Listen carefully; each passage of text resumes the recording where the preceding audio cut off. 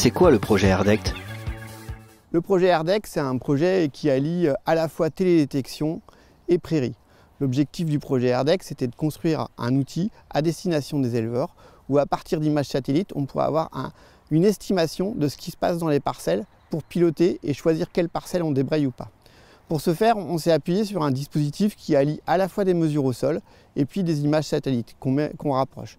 Pour ça, on a fait à peu près 4000 mesures au sol avec un herbomètre. Alors c'était un herbomètre un peu spécifique qui s'appelle Grasshopper, qui avait une géolocalisation de chaque point d'impact. Et puis on a fait des mesures plus classiques de biomasse, de l'ordre de 5 à 600. Et ça, c'est ces données-là qui nous ont permis d'élaborer le modèle, les modèles à la fois d'estimation de la hauteur et un modèle de biomasse. Quels sont les résultats que vous avez obtenus? Les hauteurs d'herbe estimées par le satellite sont bien corrélées avec les hauteurs d'herbe mesurées au sol.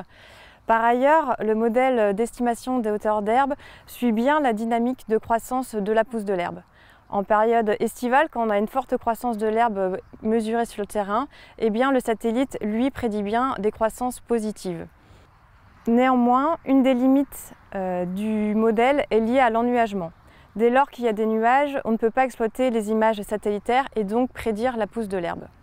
Dans le cadre d'AirDect, une enquête a été menée auprès d'une centaine d'éleveurs et cette enquête a révélé que les éleveurs sont en attente d'une donnée hebdomadaire. Et par ailleurs, on a également pu observer que les éleveurs sont plutôt en attente d'une donnée de classe de hauteur d'herbe plutôt que d'avoir la donnée herbomètre précise.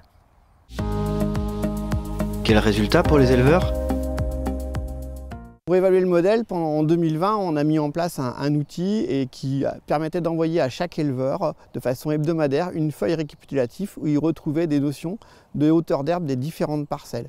On avait différentes couleurs en fonction de la situation des parcelles, s'ils étaient à débrayer ou effectivement à mettre dans le circuit de pâturage. Cet outil-là a été utilisé quasiment par l'ensemble des éleveurs. Qu'est-ce que vous a apporté cette innovation? La bonne conduite du pâturage nécessite de bien connaître les quantités d'herbe disponibles que l'on a dans les parcelles. Grâce au projet AirDect, on a pu bénéficier de cette information régulièrement.